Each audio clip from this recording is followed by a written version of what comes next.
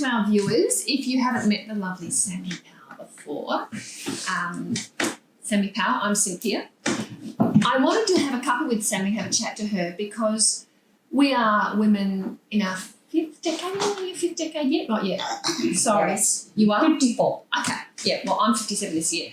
And as the decades pass, we all explore different options, and Sammy and I have had many conversations over the years around booze, drugs, men, relationships, childhood, and through each decade, most people have a time where the shit hits a fan over something, whether it's an issue with parents or work or career or health. Now, with me, my big issues have been booze over the years, but we were talking about earlier, and what I want to learn about from you, Sammy, is we spoke about that staircase of what I like to call weapons of mass distraction, which is a staircase that most human beings use when they want to move into pleasure and not sit with an uncomfortable feeling. And pleasure centres, nothing wrong with reward, nothing wrong with pleasure centres. And there's a difference between using and misusing. So it's nothing wrong with alcohol or a joint or a sugar or porn or anything like that. But when you start misusing them, and that is obsessing and living there. Now, so for me, alcohol's my top stair. Second is marijuana and a bit of speed. The third is nicotine. I was on 3 packets of cigarettes a day. Then I've got sugar and then spending on shit I don't need. Now, I've got to stay out of those top threes because I disconnect, but also too, the bottom two I've got to watch. Now, what would you, Sammy, with your weapons of mass distraction, what are your top three? Well, I think I'm a high achiever. So with anything I do, I actually, fell quite recently and fell back into drinking wine out of a coffee mug, thinking no one would notice, and I literally consciously went, I'm going to drink, because I was waking up every day. It was Groundhog Day. So when you say shit hit the fan, I think that sounds very like a big catastrophe. It wasn't like that. It was soft. Yeah. It was a slow shit rolling down a hill. Okay, yeah. So I lost a big contract to a friend. That's hard. And I just, look after mum with Alzheimer's. It was getting worse. And I just went, I'm going to drink. I'm going to drink. I can't. I still looked after her. Get up, Groundhog Day. I'd wake up and I'd feel this coat of responsibility coming on me. And a friend of mine said, what do you do for fun? And I thought, nothing. I don't do anything for fun. Like, I'm here. And I just lost my air. But as a high achiever, you can get anything delivered. Like, I became agoraphobic, actually. I didn't leave the house, which is that thing that you say of, like, isolating yourself. People, I'm very popular and I'm funny and I'm fun to be around. There were 4 people who came and tried to get me out of bed, and I'm no longer friends with them. And it was really interesting because I'm actually quite happy and fun to be around, and I discovered I'm actually satanic. When I never knew that I had this horrible anger in me, because these people would be at my bed going, you're no good to your mother, get up, blah, blah, blah, you're a terrible person, you're a C-grade radio announcer, blah, blah. And I was thinking, this is not going to get me up. But a friend of mine I wrote to came over. He was living in Taiwan, and he said, all right, we're going to get you to the doctor. Like, you just go to the doctor. Was like, I get it. If you're watching this and you're alone and it's 2 a.m., find the friend who's not going to judge you and stand at your bed and who's just going to go, all right, this is what we're going to do. I'm going to help you because, And just sorry to interrupt you there, Sammy, but you said a couple of really key things. And I think asking for help, and you're calling yourself a high achiever, and I see this a lot with people that misuse pleasure centres and substances because they set the bar high for themselves. And in some forms, it can be almost perfectionism. Perfectionism. Yeah, I had 3 bottles yesterday. I'm going for 4 today. But with high achievers, often that they are lone wolves and they just get shit done because they always have had to. And asking for help is a hard thing to do. And another thing you said really interesting, I love words. And for me, words have been a major healing component.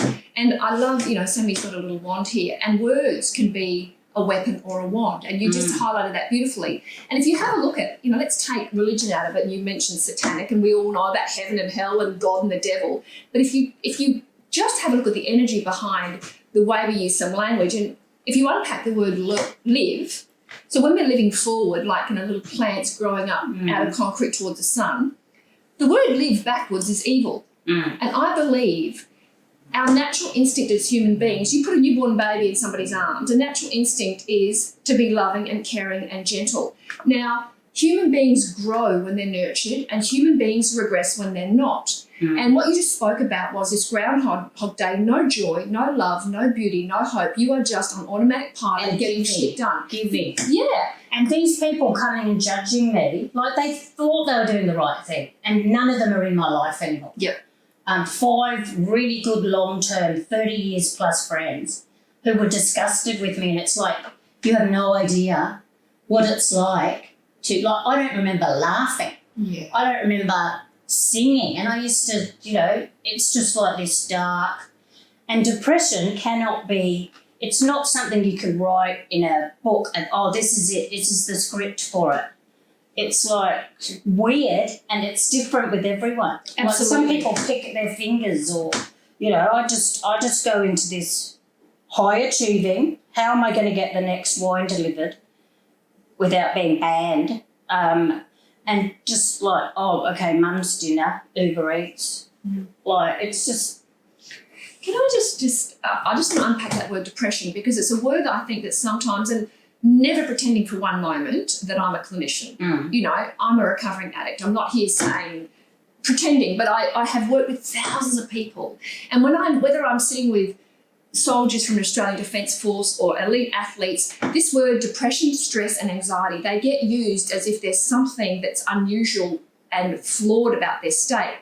Now, of course, some people have clinical depression, and the clinical experts need to help those people with medication. But what I also notice is that sometimes what we're calling depression, there's a component of it which I view as suppression. And what you were talking about earlier is, and I think it was an interesting point you made, just the point you made about the shit hitting the fan. I mean, absolutely what you're saying. Sometimes it's an explosion, but sometimes it's just that shit we sweep under the rug. And what you've been sweeping under the rug, Sammy, was suppressing your needs, your love, your joy, your laughter, your hope. And that suppression over and over again, because you had shit to get done. So you're blinkered about you love your mum, she's unwell, you're trying to be the very best person you can do.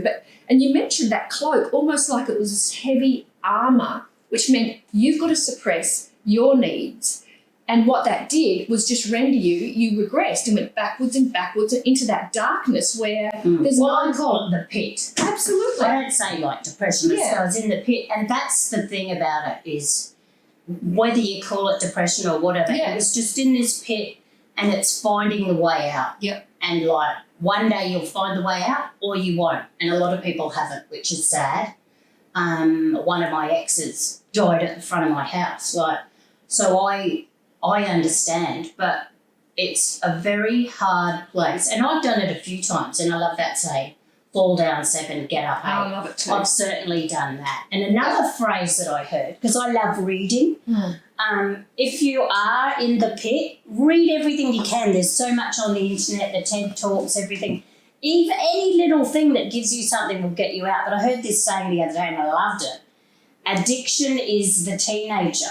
And it's so true, because I just went, I'm going to drink. This is all too hard, which is like, me at a party when I was 18. I couldn't agree more. And if I look at my addictive, because I am an addict, it's not just something I misuse, I'm an addict. And if you have a look at that rite of passage from 15 to 25, when we are in adolescence and we are supposed to be learning, and I always think of the human heart, like I said, a traffic light, stop, go and wait. And the yellow one is delayed gratification.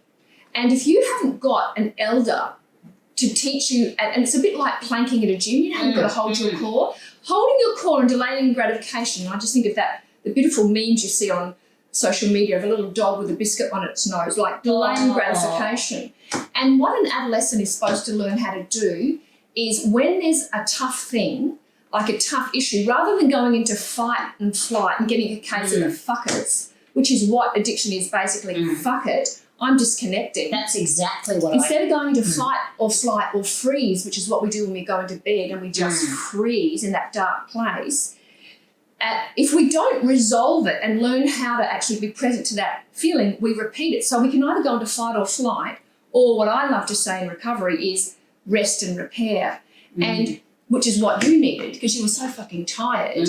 And, you know, I have always respected and adored you, Sammy, because you are one of the most, and every single guest I'm asking to be involved in this, I'm asking because they're real. You are not like anybody else. You are an originator, not an imitator. Every time I see you, you're a feast. You're home. You're going to take us on a little bit of tour. It's full of treasure that brings you joy. You don't give a rat's ass if it's not in a home magazine. I mean, my house is like Alice in Wonderland on crack. Unless it brings me pleasure, it's not in my home. Yeah, people say you've got too much stuff. I say, well, people give it to me. Like I've got, because I love cats. And they go, oh, you've got all this cat stuff. And I say, oh, I didn't buy it. Everyone gives it to me. Tell me about your love affair with cats. I think that's really interesting. Well, I do believe cats are attuned. They're quite like me, really. Like I'll come around and I'll go. And I've realised that with myself. I can cut people off and I don't miss them. I'm just like, so the cats come and go. And like when I was depressed, they'd come in and I'd say in my head, I'd be blind, drinking out of the coffee mug, going, come here, squirrel, and then I'll be all right, like in my head. I'll be all right if squirrel comes. I'll be all right if monkey comes. So what's it? Squirrel and monkey are the cat's names? Yeah, squirrel is one and so's monkey. And he'd come and lie next to me and purr. I know it sounds mental. It does not sound mental. See, what that is, and you put it beautifully too, it's help. And often help is not always about words, it's about energy. And that friend that came to your door, because when people like you and I are in that dark place and we feel like shit and we've got a case of the fuckets, because I'm fucked, always was, always will be, when you're in that place, you don't need someone to come and tell you, and do you know you're being fucked? Because you're already in a sewerage. You don't need someone bucketing shitty words on top of you. Now, what that friend that came to you that was kind, and it's a discipline to be kind. And you've heard that saying, if you can't accept me at my worst, you don't deserve me at my best. And when people are being kind, and it's not about enabling, you can be kind and have boundaries. As your kind friend said, we've got to get you up. And it was the tone of their energy, like the tone of your cat's energy. And that's a beautiful part about animals. And he'd say, like, you can drink till Monday when we go to the doctor. Like, because I don't know if you've ever been there, but I have a lot of people writing to me about, like, because I was 122 kilos. I was a high achiever in food as well. Like, so weight loss, relationships, because I'm terrible at them, other stuff. People write to me and, like, a lot of them, I understand. They go, I cannot get to the shower. Like, to even have a shower was like climbing Mount Everest. The thought of getting in there shaking and turning and putting clothes on, like, people don't understand that. It's like, I have stopped. The train is no longer on the track. I cannot get back on till someone does it for me. And now, like a few months down the track, I think I'm out of bed, I'm fit, I'm moving. But back then, I could not get out of bed. Like, I had no strength to even get out of bed.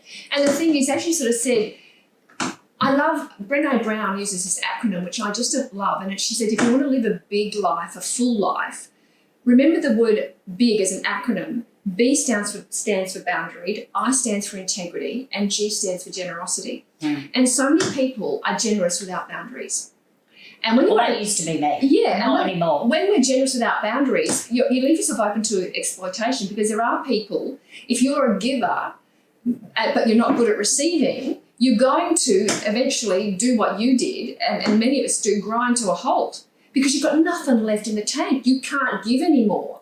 You know, energy in, energy out. And again, having somebody come and give you kindness when you're in that black place was just that little light that you needed. So when you mentioned some other really interesting times, Sammy, with your, because people that don't know Sammy, you know, you were a radio queen in Sydney in what time? Sydney, Melbourne, Perth, Brisbane, Gold Coast, Sunshine Coast, 30 years I did it. Wow. But I don't miss it. And I came up here as Mum was kind of losing it. And I've been here for like 8 or 9 years. And I learned the markets. Mum had started farmers markets. And so it wasn't what I chose, but I did it, and I was very lucky to have it. I didn't miss radio at all.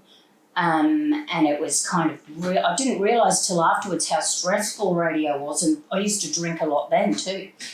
It was really weird for a person of my empath and personality to have to be harsh, and I was quite horrible to staff and stuff because you just, it's you're the star and you have to organise everyone, and it's like stressful.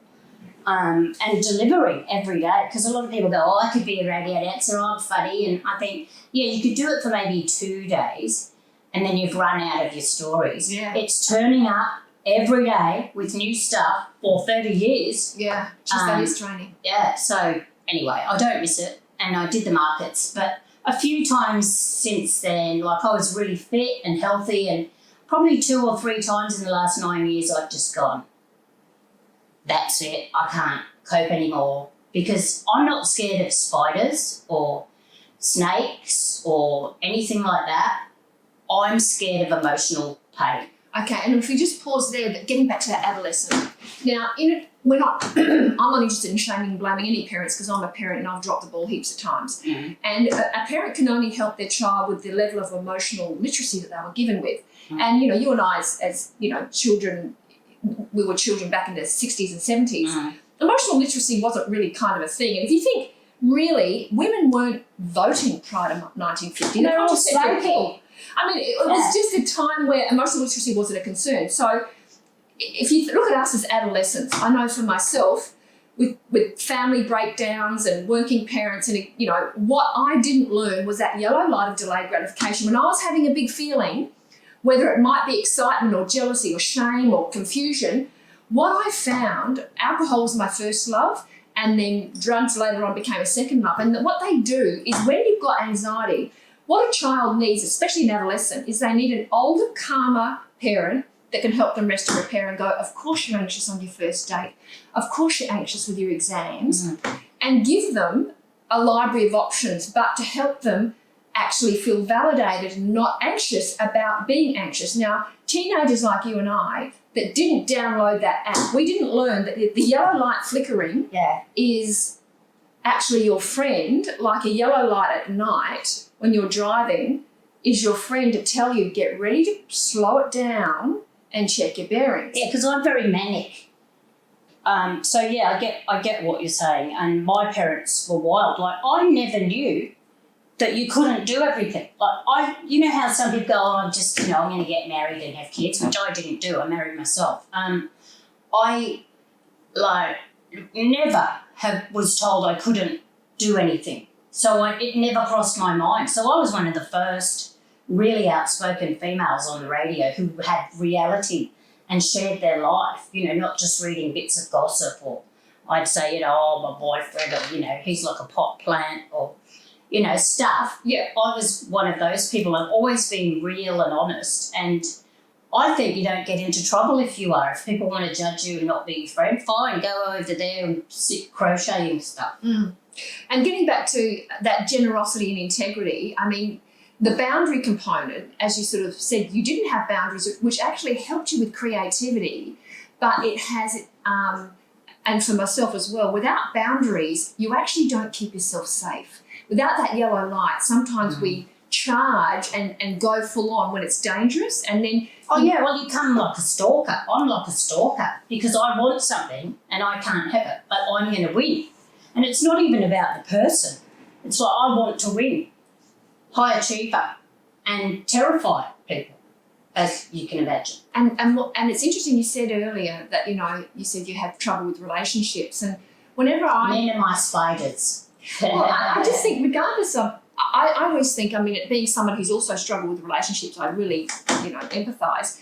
But one thing I've come to understand, having ploughed through relationships with a lot of good men, through no fault of theirs, but I couldn't partner myself. Now, getting back to what we're talking about if we think of the yin and the yang, or the masculine and feminine, with our logical brain and our emotional brain, and I love that vision of the figure eight. So we can move from our logical brain and our emotional brain. So we can act and stand up and speak up and provide and protect for ourselves, and then be empathetic towards ourselves, kind, patient, and help ourselves be present to the big feelings. Now, that component of my relationship with myself was muted with alcohol.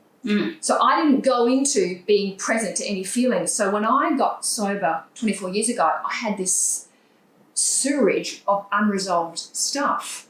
And the last 24 years have been very much about spring cleaning that. And then, because I don't know about you, but at 57 years of age, there is so much shit I don't know. The more you know, the more you know you don't know. Absolutely. And also, too, what we liked last year in social circles, fashion and food, it can change because we actually evolve. We're an evolutionary species. We're not supposed to be stagnant. And this is, I find it interesting when I work with couples who've been together 30 years and they love each other, but the relationship is shit. And love's not enough. Love is unconditional, but we all know we can love people we don't like because we've stopped relating to them, which is what you found when you had that really dark period in your life and these people are coming but not relating to your heart.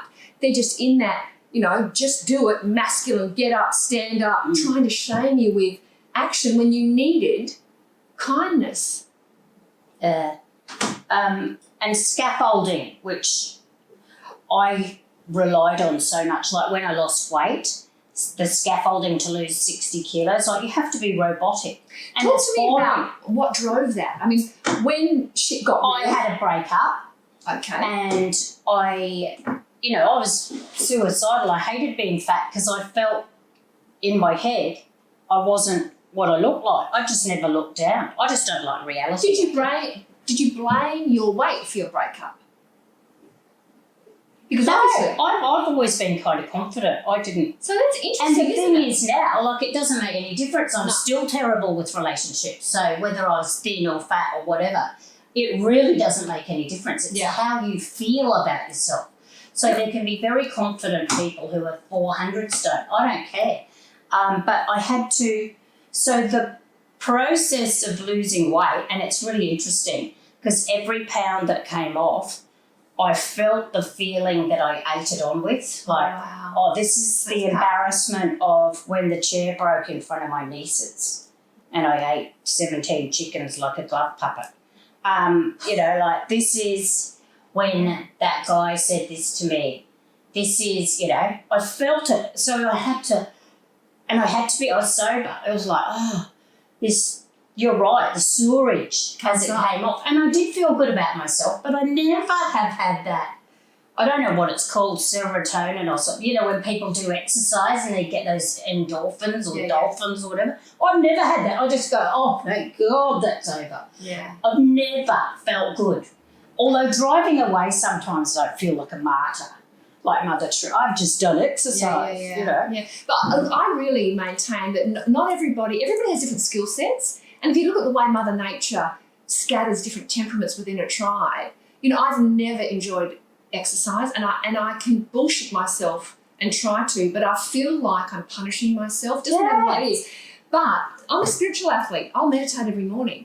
Some people, whether it's bloody, you're a doctor or a dancer or a mystic or a baker or a midwife, not everybody gets endorphins through the same modality. Some people get it through their internal world and some people get it through externalizing. And I think one of the golden rules. When I see a cat, you get a natural place of joy. Like, that's when I feel alive. Yeah, and feeling alive is when the heart feels passion and we light up with love, joy, beauty and hope. And for me, the great outdoors, God's an acronym, G-O-D for great outdoors, flowers. I have fairy lights in just about every room of my home because it reminds me of the night sky. The night sky to me is like going for a jog.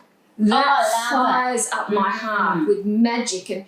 And so for hypersensitive people and sensitive people that don't, the normal, 3 meals a day, go for a run, I would kill myself if I had to live like that. And, having been a suicidal teen, realising that what normal women are supposed to do and what lights up my heart are two different things. I have never fitted into a 9 to 5 mainstream modality. I just don't work that way. And so getting onto passion projects, things that light us up and give us hope, are so important, because that is like food. It does give us the natural high. And a natural high is different to a pleasure centre high, in what I have learned in my own experience in helping people discover natural highs, because pleasure centre highs are wonderful, great sex, great food, travel, exercise. However, you can misuse them and they compromise your self-respect. What a passion high is it gives you self-respect. You build self-respect, because afterwards, rather than feeling, as you sort of said, we can feel self-righteous and yet we've all come across those people that get self-righteous about the way they eat, the way they exercise, and they become like born again. It's like, well, fuck off, Your lenses for the world, I can't see through them, but it doesn't make one of us right or wrong. It just makes us different. You mentioned something also so interesting, Sammy, when you're talking about the weight and how when you started to lose it, the wounds came off. And what pleasure centres do, I believe, weapons of mass distraction, they're a bit like plaster around a wound. They help us deny. And denial is not something people know they're in. They do it. Often self-sabotaging behaviours started out as self-soothing. Yeah, like me, never looking down, going, oh, I've got nice eyes, just look there, don't. Well, that avoidant behaviour, and that's when we, shit gets real, when the use-by date for our avoidant behaviour presents its bill with, we get uncomfortable with our weight, we get cancer, a marriage ends, we lose a job, or we can't get out of bed. So the pivotal, you broke up from that relationship, and you decided you wanted to lose weight. I thought I got that thing that you get where it's like, I want to be someone that I want to be with. Does that make sense? Like, I want to be someone that I want to go out with. Yeah. And it doesn't matter that I was fat or whatever. It just means you're undisciplined and you're squashing things down. It doesn't mean, I don't care if somebody's overweight if they're, happy. Yeah, absolutely. It's like, I knew I was pushing things down and just shoving in food and it was rubbish. Like, I feel sick now when I see ads for fast food and stuff. Like, I look at it, processed food, and so it did change. Yeah. But I still have cake. I mean, I've got markets. I have cake, but I know someone's made it with real butter and, anyway. So I did that and, I've been a little up and down, but within 10 kilos of where I want to be. Yep. And then I don't know what I did. I just kept going and I was really happy and blah. And then I had like my 2 23-year-old cats died. One died. Their boyfriend died out the front as alcoholic seizure. And I had thrown all his stuff in the garden because I didn't know he died. No, he'd come and visit. Yeah, but he'd come and visited me. I was the last person he saw. And it was really weird because I hadn't seen him for a year. And he just turned up with his bag and told me all the things that I'd wanted to hear, why he disappeared. He was just living on a couch, awful. And I spent tens of thousands of dollars trying to help him. In the meantime, you either, with someone, this is about hanging around people too, you either get them to come up to your level or you sink to theirs. And I had sunk to his, so I had to get rid of him in my self-preservation. And then the third thing was the last cat died, the 23-year-old. So I just went to bed then and on a bender. Then I got better. And then the last one was this time of like, people don't understand where you just think, I don't want to go on anymore. Like when you have no joy and all you do is give and people are yelling at you and it's like, I have no family. Like they don't help. One niece helps. So I've got the full responsibility of mum and her business and they hate me because they think I'm having this wild time, which I'm not.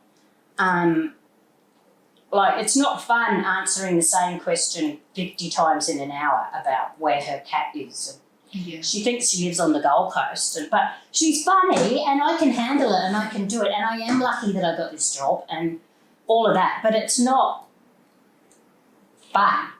And it's really hard when you don't drink, as you know, because all of my friends are pissheads. So, Sammy, what are you doing for fun? What are you doing now at this time in your life so that you don't regress and become, again, suppressing what Sammy's heart needs for joy, beauty and hope, and also making sure that you are keeping your cup full? Well, I've started, so I shook my way to the doctor, went to a clinic for 2 weeks because, like, really you need help when you're like that. Oh, yeah. So I did that. So a detox clinic? Yep. Did that. It was great. Have had every test under the sun. As he said, the liver forgives, but it doesn't forget. So, yeah, I'm fine. I'm healthy and I want to get back into a bit of exercise. Sure. I've been really cooking, which I love. So going to my markets and really loving all the food, and I love cookbooks and that. And every night, even when I was drunk, I was saying, give me something to believe in, give me hope. Who are you talking to? It wasn't it wasn't meditation. It was like, I don't know who I was talking to. Give me something to believe in. Give me hope. And I still say it every morning and every night. What do you believe in? I believe I'm here for a reason. So do I. I believe I've survived for a reason. I believe I can help a lot of people. I believe I'm selfish. I believe I'm totally weird in the world because I never married, I didn't have children, I didn't buy a Was it house. a conscious choice? Kind of, because I knew that they weren't right for me. Like, I'm not... Yeah. A lot of people think you're gay if you're not married at 54, but I've had like 7 boyfriends live in, but they were never... You pick the level you're at. Yeah. So I picked other addicts, alcoholics, pot smokers, emotionally unavailable people, not realising, so are you. Yeah. So I actually have happily done a lot of work on myself, and I can stand back and go, that. Anyway, I did get hope. So when I lost the tender for the city market, which we started and had for 10 years. It must have been tough. That's when I went to bed because I felt like a failure to my mother. But since then, interesting things have come to me, and I'm getting back into what I'm good at, the creative side, like coming up with ideas and names instead of just rolling through, got to pay the staff, do the banking, get some food for mum, get the cat food. You know, it really was Groundhog Day. Get up, turn on the kettle, wake up mum, give her pills, do that. Now I'm starting to get back into the creative side, which I'm good at. And you don't realise you're good at it until you tell people your ideas and they go, oh, wow, never thought of that. So I'm getting back into that, which is a little bit of hope and something to believe in. But big things will come. It's just pushing yourself up the hill. Yeah. So, Sammy, we may be talking to somebody who's watching us at 2 a.m, who has been suppressing love, joy and hope, and they feel like their battery is flat. And I suppose that's my whole drive for doing this, because, you know, when we're in those dark places, I love that beautiful Buddhist saying, we are all alone together. Where the whole rebooting process, you know, sometimes we know when the inbox gets full and the computer gets full and it freezes, which is often what that immobilised under the doona state is, that you've got to shut it down and reboot. And the rebooting requires that we ask for help, and whether it just be reaching out for help. If you could do it alone, you would. Absolutely. We're tribal creatures. We are hardwired to connect. You know, the brain for us as tribal creatures is hardwired for inclusion. You just watch a National Geographic channel and you watch the little baby deer wander away from the tribe and your heart goes, because you know it won't survive. The human heart is hardwired to work together and collaboratively. And that whole, and I always sort of say, I'm more introverted than extroverted, and people say, oh, Cynthia, you know, why do you say you're introverted? You know, you don't come across as an introvert. And I remember reading some beautiful words from Pamela Stevenson, Billy Connolly's wife, and, you know, talking about his chronic introversion, because on stage, when he's in his craft, he's larger than life, like you were on radio. However, and Robin Williams was another one, but off the stage, the internal private world is a sacred place, and I prefer my own company to most people's company. Me too. But if I don't have quality people around me and boundary people around me, I can be in company, but I have to disconnect, which means if I'm not going to drink or drug, I'm going to inhale all the sugar on the table, or I'm going to do something because I'm actually getting peopled out. As an introvert, I can get peopled out. Then I have to disconnect. And then I'll isolate because it's too fucking noisy.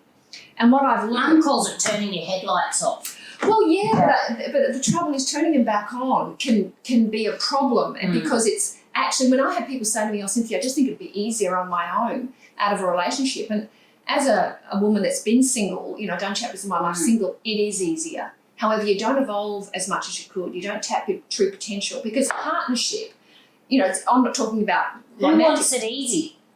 Well, I mean, but the partnership's got to start with our relationship with ourselves, where we actually are kind and self-supportive and patient and are willing to do that emotional planking where we delay gratification and back ourselves, not with getting it perfect.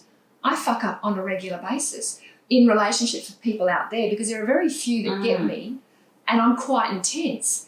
And I have a mask. Like, I pretend I'm this person and I totally know it. So I don't let them actually get to know me anyway. I'm just this funny, thing. But it's not... Well, it's like putting on a show. Well, and that's exactly right. And it's almost like your comedy channel. We're all a bit like Foxtel channels. We've all got a crime channel and a mystery channel and a porn channel. I mean, we've all got these dimensions to our psyche that we show to the world, and we pick and choose who we show what channel to. But the people that get to know all the channels, and I've just been really blessed. It took me until I was bloody 42 to find a man that knew how to partner, who's not interested in controlling me, but is strong enough to disagree with me without disrespecting me and can just leave me be, but knows when I'm isolating. Because and this is why we've started this passion project, because I was getting to the stage where I was just declining so many social invitations and just going back into my cave. Yeah, but what do you do when you don't want to go? Like, I don't want to go. I have no joy in it. I don't want to get dressed up with all these people and stand there and they're drinking champagne and I'm like, you bore me. I don't get anything from this. How can you make yourself turn on your engine to do it? Well, and I think there are, we're seasonal creatures. Sometimes you want to hibernate. And I think we've all got to give ourselves permission to decline. And especially if you're an introvert, you're going to need to. And if we don't reboot and have quality solitude, we'll isolate. Well, people think you hate them, and it's really awful because I've hurt a lot of people. They think I don't care about them, and I do. It's me. I can't be there and do it and watch you drink, and it's hard. And when I was fit, like, I had all my drunk friends and had all my fit yoga people, and I was like in the middle. I didn't fit anywhere, and I kind of I didn't know where to go or what to do. They thought I was mad because I was eating quinoa, and they thought, oh, well, she's still hanging around them and she has the odd fag behind the car. Yeah. So I was like, it's very hard, and you've done it very well, but I can't, I'm still on that track. Well, look, public opinion is something I always am reminded that if you've got to divide the world into thirds, and a third of the people you meet, you will just not like you because you drive them crazy. They just don't like what you're about. Maybe it's the sound of your voice, the way you look. Yeah. You will never change them. Another third of the people you meet will be ambivalent. Cynthia who? No, I don't really remember her. And another third of the people you meet will love what you're about. And on any given day, that can all change. We've all met people. I've met people that I walk into a room and think, kill me now, I can't stand this person. And then at a later date, and I get to know them, I think, oh my God, I really enjoy them. And we've had people that have had VIP passes to our lives that we've loved, and we've gone through a seasonal change. I just got rid of 5 of them. Yeah, and all of a sudden we've gone from being their hero to a villain. It's life. It happens to everybody. And I think one of the biggest mantras I say to myself in the morning is stay in your lane, mind your business, and get on with being Cynthia. Yeah, because I hate gossip. I really hate gossip. Well, and the thing is, that can also be like a vice, and the more people drink, the more they can gossip, the boundaries drop. So, Sammy, I'm really excited about this next chapter for you. Getting back to, you said, earlier, so what do you do when you don't want to go? Those times when we are hibernating in quality solitude is when we have to really massage our creative juices. And for me, meditation, which is talking to the great outdoors, I meditate every morning, and it's trying to keep that clear channel so that something exciting can come in, because I always need a passion project. I always need something that, like I stopped looking. Yeah, there you go. I didn't, like, you're always looking and that keeps you. I stopped looking and I shut down. Yeah. And I do love what you just said, the third and the third and the third. There's a American guy, Tyler Perry, who dresses up as this woman called Medea, and they love him, and he's got like 10 movies, but he does this really good bit. Look, Google trees, branches and leaves on the internet, and there's this hilarious bit where he's dressed up as this old woman, and he goes, people come in your life, they're either leaves, branches or trees. The tree came and saved me. The branches stood by my bed and, you know, and then the leaves are the ones that ask me for money and, you know, say, let's have a coffee or can you lend me $500? Like, they're just the people that come and go. There's nothing wrong with them. But to sit and recognise who's a leaf, who's a branch, who's a tree, it's very interesting. It is. And I think that's the adventure of life. You don't get to know. A similar one that you've probably heard is reasons, seasons and lifetimes. I mean, there's not a mother that holds a newborn baby that doesn't want to believe that that's a lifetime. There's not a person that says a wedding vow or pledges their love that doesn't want to believe it's a lifetime, but no one gets a guarantee. So what do you do? And I think the biggest thing is, and I always say to my clients, I'm different from any kind of clinical what person you talk to, because I have an agenda as a storyteller and a story writer and a lover of words. I absolutely believe in happily ever after, and the most important, it's the hardest assignment on the planet. People get very skeptical about it, but I think it's you know, to have a happily ever after, a marriage with yourself. And I love the fact that you did marry yourself, Sammy, and I've bought a wedding ring for myself, and many of my clients, I say you've got to have a solid marriage to yourself, because if I can live happily ever after in my own skin, whether no matter what weight I am, no matter what financial status I am, no matter what my career is doing, or no matter what public opinion of me is, if I can live happily ever after in my own skin, it's a life well lived. Now, once I can master getting fit at that, then I can have a crack at it with somebody else, because believing in a love story, you know, is the hardest thing, not giving up on love. And you are such a young woman still, Sammy. I mean, I cannot imagine who would be with me now. I can. I can't imagine it. I'm going to have to go where you went. What's it called? Well, a recovering alcoholic went to a bloody restaurant with a girlfriend to have dinner, and I meet Mr. Delicious in a bar.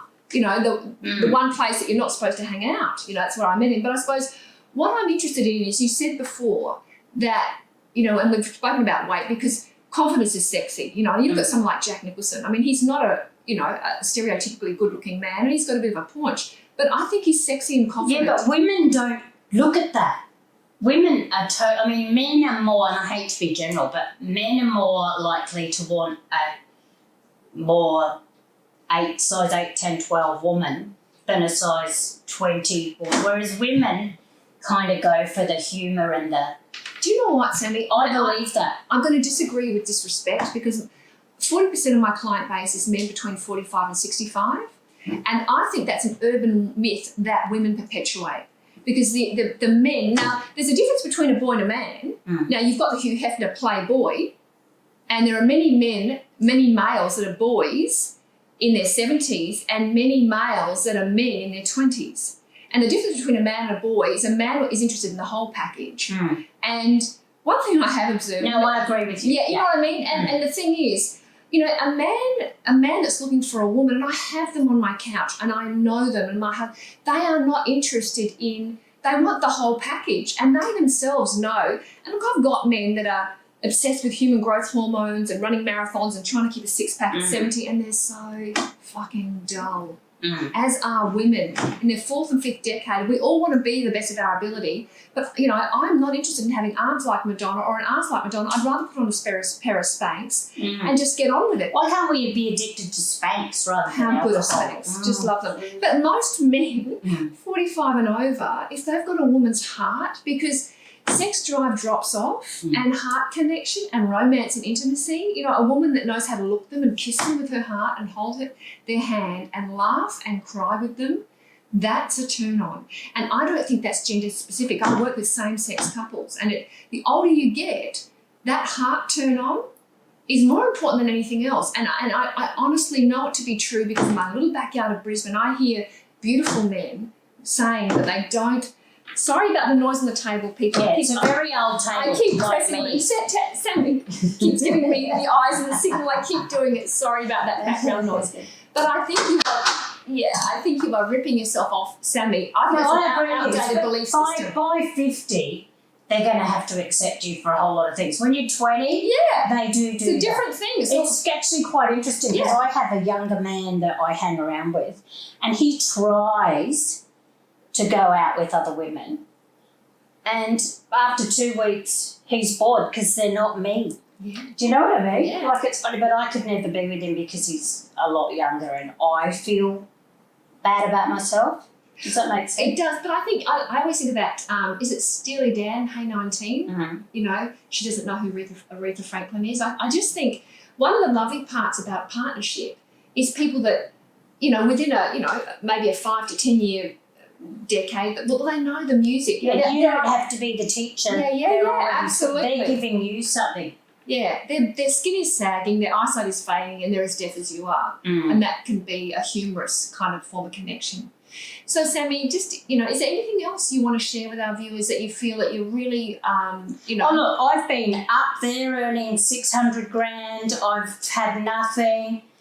I actually, have overspent, overdrunk, taken coke, done everything. Calm within yourself.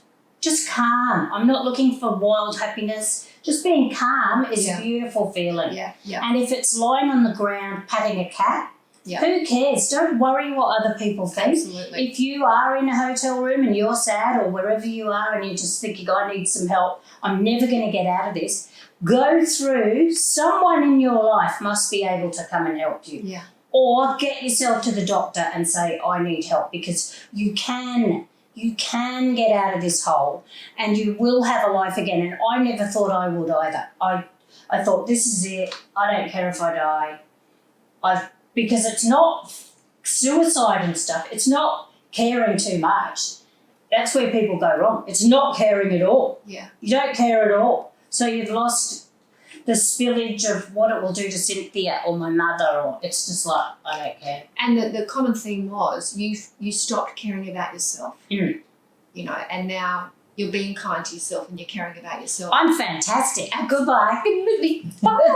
Thank you, Sammy. Thank you, you. darling. Okay. That's a wrap.